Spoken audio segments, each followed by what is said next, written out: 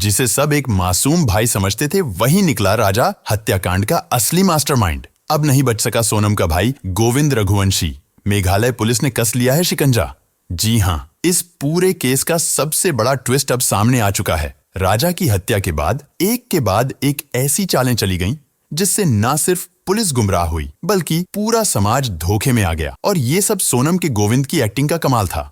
राजा की मौत के बाद सोनम का भाई गोविंद राजा की मां से लिपटकर फूट फूट कर रोया, जैसे उसका अपना सब कुछ छिन गया हो। उसने अपने नकली आंसुओं से ऐसा माहौल बनाया कि जैसे वो भी राजा के परिवार का ही हिस्सा है, उतना ही टूटा है। लेकिन सच्चाई कुछ और ही थी। असल में वही इस खौफनाक साजिश का सबसे शातिर चेहरा था। अब जब मेघालय पुलिस ने गोविंद पर शिकंजा कस दिया है, तो एक एक कर उसके हर नाटक, हर चाल, हर झूठ का पर्दाफाश हो रहा है। जैसे जैसे राज खुलते जा रहे हैं, ये साफ होता जा रहा है कि सिर्फ सोनम ही नहीं, उसका भाई गोविंद भी इस मर्डर प्लान का सह लेखक था।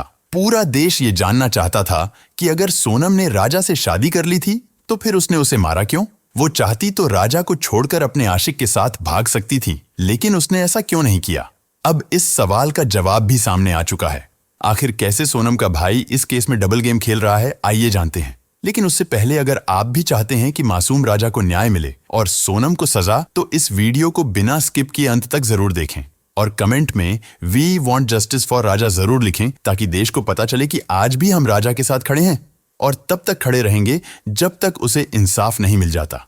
राजा रघुवंशी मर्डर केस पर हमने पहले भी कई वीडियो बनाए हैं, क्योंकि ये सिर्फ एक मर्डर केस नहीं, ये इंसाफ की लड़ाई है। और अगर आपका साथ ऐसे ही बना रहा तो यकीन मानिए, राजा को न्याय मिलने से कोई नहीं रोक सकता। शिलोंग की एसआईटी आज एक एक सुराग को इस तरह जोड़ रही है, जैसे किसी थ्रिलर फिल्म का क्लाइमेक्स अपने चरम पर पहुंच रहा हो। हर दिन एक नया खुलासा, हर सबूत एक नई गवाही बनकर सामने आ रहा है। और इस सब के पीछे है मेघालय पुलिस की सख्ती, ईमानदारी और लगन। जिस पुलिस पर पहले सवाल उठाए जा रहे थे, आज वही पुलिस पूरे देश में तारीफें बटोर रही है, क्योंकि सोनम जैसी शातिर अपराधी के खिलाफ जो ठोस सबूत जुटाए गए हैं, वो इसी टीम की मेहनत और जुझारूपन का नतीजा है। पिछले एक महीने में मेघालय पुलिस ने जो जांच की है, वह सिर्फ एक केस की नहीं, एक सिस्टम की मिसाल बन चुकी है। अब यही पुलिस सोनम और उसके साथियों को वो सजा दिलाने जा रही है, जो राजा की आत्मा को शांति देगी और देश को ये यकीन दिलाएगी कि इंसाफ जिंदा है। अब आते हैं सबसे बड़े ट्विस्ट पर। राजा रघुवंशी हत्याकांड में हर दिन नए नए खुलासे हो रहे हैं, लेकिन अब इस केस में एक दिलचस्प मोड़ आ गया है। दरअसल आपने देखा कि सोनम का भाई गोविंद राजा की हत्या के बाद किस तरीके से राजा के परिवार के साथ खड़ा था। जब राजा की डेड बॉडी मिली, उसके बाद गोविंद उनके घर पहुंचा। गोविंद को आपने रोते बिलखते भी देखा। गोविंद को आपने राजा की मां उमा रघुवंशी के गले मिलकर रोते हुए देखा, जो यह बात कह रहा था कि हम राजा के परिवार के साथ खड़े रहेंगे, कोई भी बात आएगी तो मैं बेटे की तरह इस परिवार का साथ दूंगा। जो कह रहा था कि सोनम से अब उसका कोई रिश्ता नहीं है, वह राजा की हत्या के लिए सोनम को फांसी दिलाने के लिए खुद वकील करेगा। वो बाकायदा प्रेस कॉन्फ्रेंस कर रहा था, बयान दे रहा था। लेकिन अब वही गिरगिट की तरह बदल गया। अब उसके दिल में अपनी उस कातिल बहन के लिए प्यार जाग गया है, जो बहन एक महीने पहले मासूम राजा को मौत के घाट उतारकर उसके माता पिता को जिंदगी भर रोने पर मजबूर कर चुकी है। जो गोविंद एक महीने पहले राजा के परिवार के सपोर्ट में था, अब वही गोविंद राजा के परिवार के खिलाफ खड़ा हो गया है। वो सोनम के बचाव में सबसे आगे आ चुका है। मेघालय जाकर सोनम से मिल रहा है, उसे बचाने की कोशिश कर रहा है। अब उसका कहना है कि सोनम ने कुछ नहीं किया, जबकि सबूत चीख चीख कर कह रहे हैं कि वही राजा की असली कातिल है। और दुख की बात यह है कि सोनम का परिवार आज भी सच्चाई मानने को तैयार नहीं है। जब परिवार वाले ही अपराधियों को बचाने लगें, तो वो कभी भी अपने जुर्म को जुर्म नहीं मानते, उन्हें कभी गलती का एहसास नहीं होता। और इसीलिए आज हम सबकी जिम्मेदारी बनती है कि इस केस में न सिर्फ सोनम, बल्कि उसके भाई जैसे छुपे गुनहगारों को भी सजा दिलाई जाए। राजा रघुवंशी हत्याकांड में हर रोज कोई न कोई नया मोड़ सामने आ रहा है। मेघालय पुलिस के सूत्रों के मुताबिक बहुत जल्द गोविंद को हिरासत में लेकर पूछताछ की जाएगी, क्योंकि उसकी गतिविधियों और बयानों में कई ऐसे विरोधाभास मिले हैं जो इस केस को और गहरा बना रहे हैं। राजा के अंतिम संस्कार के बाद गोविंद की तस्वीरें वायरल हुईं, जिसमें वो राजा की मां उमा रघुवंशी से लिपटकर रो रहा था। यह दृश्य बहुत भावुक था, लेकिन पुलिस का मानना है कि ये एक सोची समझी रणनीति हो सकती है ताकि समाज की सहानुभूति उसे और उसके परिवार को मिले और सामाजिक बहिष्कार से बचा जा सके। गोविंद न सिर्फ उज्जैन में राजा के अंतिम संस्कार में गया, बल्कि परिवार के और कार्यक्रमों में भी शरीक होता रहा। लेकिन यह सब क्या सिर्फ दिखावा था? जांच में सामने आया है कि गोविंद की बालाजी फर्म का नाम हवाला कारोबार से जुड़ा हुआ है। पुलिस को शक है कि राज और जितेंद्र रघुवंशी के जिन बैंक अकाउंट्स का इस्तेमाल सोनम कर रही थी, वे बालाजी फर्म के माध्यम से मनी ट्रांसफर और हवाला ट्रांजैक्शन के लिए उपयोग में लाए गए थे। यह भी आशंका जताई जा रही है कि अगर पुलिस ने इस फर्म की जांच शुरू कर दी तो गोविंद खुद फंस सकता है। शायद इसी डर से वह इस केस से लोगों का ध्यान भटकाने में लगा है। गोविंद ने बार बार बयान दिया कि राज और सोनम भाई बहन जैसे थे, लेकिन अब सबूत कुछ और ही कहानी कह रहे हैं। यह दावा किया जा रहा है कि गोविंद नहीं चाहता था कि केस में लव ट्रायंगल एंगल उभरे, क्योंकि इससे सोनम और उसकी फर्म दोनों की छवि खराब होती। यही कारण है कि वह जानबूझकर मीडिया और पुलिस के सामने ऐसे रिश्ते की बात करता रहा जिससे लोगों को गुमराह किया जा सके।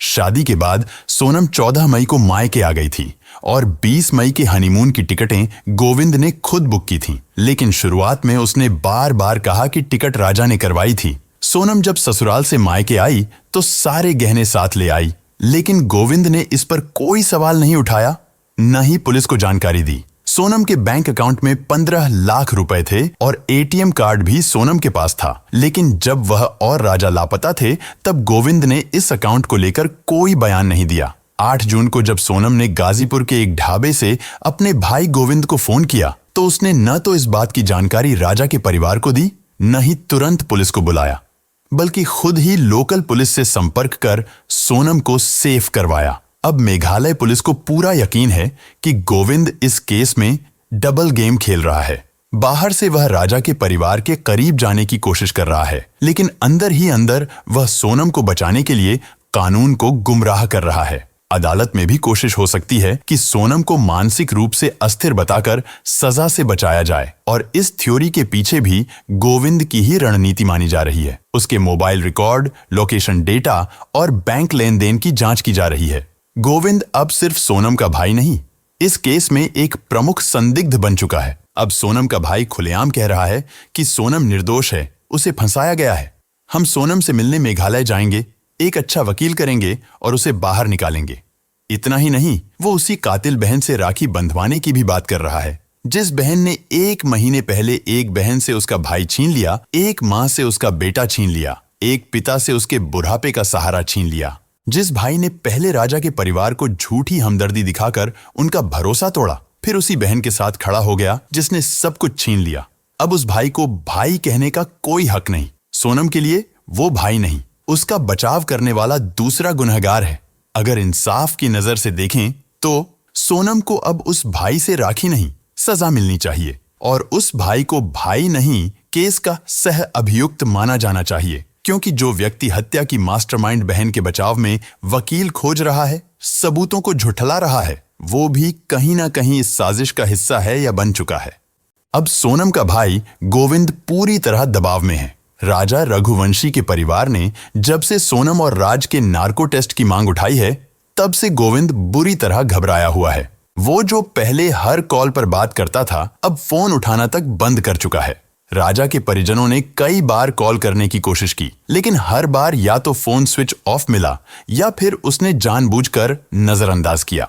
क्या ये डर है कि अब सच्चाई सामने आ जाएगी, या फिर गोविंद को इस बात का एहसास हो चुका है कि सोनम के साथ साथ अब उसका नाम भी खुलासे की कगार पर है? सच के सामने अब झूठ टिक नहीं पाएगा, और शायद इसी डर से गोविंद ने अपनी आवाज को बंद कर दिया है अपने फोन के साथ।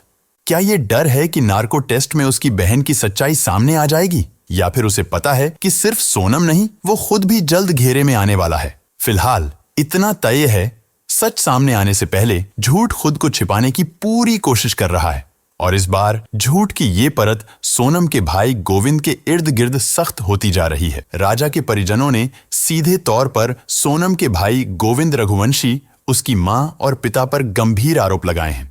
राजा के बड़े भाई विपिन रघुवंशी का कहना है कि ये पूरा मामला किसी 1 या 2 लोगों की साजिश नहीं, बल्कि सोनम के पूरे परिवार की प्लानिंग का नतीजा है। उन्होंने सार्वजनिक रूप से सोनम, राज कुशवाहा, गोविंद और सोनम के माता-पिता के नार्को टेस्ट की मांग की है ताकि यह स्पष्ट हो सके कि हत्या की स्क्रिप्ट कहां और किसने लिखी थी।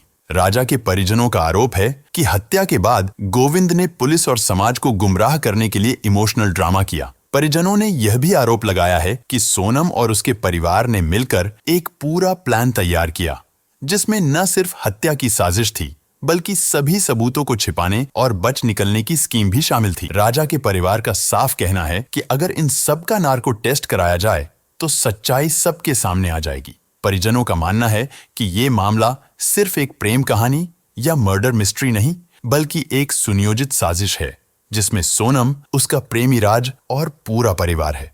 अब पुलिस और समाज दोनों की नजरें गोविंद और उसके परिवार पर टिकी हैं और राजा का परिवार अब सिर्फ इंसाफ नहीं, पूरे सच का पर्दाफाश चाहता है। और यही वजह है कि पूरा देश एक सुर में कह रहा है, वी वॉन्ट जस्टिस फॉर राजा और सोनम को फांसी दो। ये हमारे देश की कोई पहली घटना नहीं है, बल्कि ऐसे केस हर रोज हो रहे हैं, लेकिन फिर भी लड़कों के लिए कानून में कोई बदलाव नहीं हो रहा है। अगर ऐसे गुनाहों की सजा मौत दी जाने लगे तो लोग ऐसा करने के बारे में एक बार भी नहीं सोचेंगे।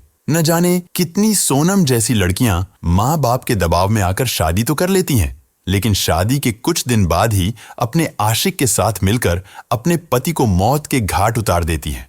10-20 दिन लोग आवाज उठाते हैं, फिर सब कुछ सामान्य हो जाता है। फिर एक नई घटना होती है। अगर मैं उन घटनाओं को बताने बैठूं तो न जाने कितने घंटे लग जाए। कुछ दिल दहला देने वाले केस जैसे कि उत्तर प्रदेश की प्रगति यादव शादी के 15 दिन बाद पति दिलीप यादव की हत्या अपने प्रेमी अनुराग यादव और सुपारी किलर रामजी नागर को 2 लाख देकर करवाई। मैनपुरी यूपी की आमना ने पति साजिद को नींद की गोलियां दी, बेहोश करके प्रेमी सुमित के साथ मिलकर सिर पर वार किया, शव जला दिया। महाराष्ट्र की रंजू चौहान ने प्रेमी शाहरुख और उसके साथियों की मदद से सोते हुए पति चंद्रशेखर का गला घोंटकर हत्या की। लखनऊ की राखी राठौर ने प्रेमी धर्मेंद्र राठौर और उसके छोटे भाई के साथ मिलकर पति शत्रुघ्न का गला घोंटकर हत्या की और हत्या को हार्ट अटैक दिखाने की कोशिश की। नालंदा बिहार की संध्या देवी ने प्रेमी दीपक उर्फ छोटू के साथ मिलकर पति राजीव उर्फ नागा सिंह की हत्या की। मेरठ की मुस्कान और उसके प्रेमी साहिल ने पति सौरभ राजपूत की हत्या की और शव को 15 टुकड़ों में बांटकर प्लास्टिक ड्रम में सीमेंट से सील किया। ऐसे न जाने कितने अनगिनत केस आज सिर्फ फाइलों के नीचे दबकर धूल खा रहे हैं। लेकिन आपका इस पूरे केस पर क्या कहना है, कमेंट में जरूर लिखें। अगर आप भी चाहते हैं कि राजा को इंसाफ मिले तो इस वीडियो को इतना शेयर कीजिए कि ये आवाज हर उस शख्स तक पहुंचे जो आज भी अंधेरे में है। साथ ही कमेंट में जरूर लिखिए जस्टिस फॉर राजा, ताकि आपकी आवाज भी इस इंसाफ की लड़ाई का हिस्सा बन सके। और अगर आप इस केस से जुड़ी हर बड़ी खबर सबसे पहले पाना चाहते हैं तो चैनल को सब्सक्राइब करें और बेल आइकन को ऑल पर सेट करना ना भूलें।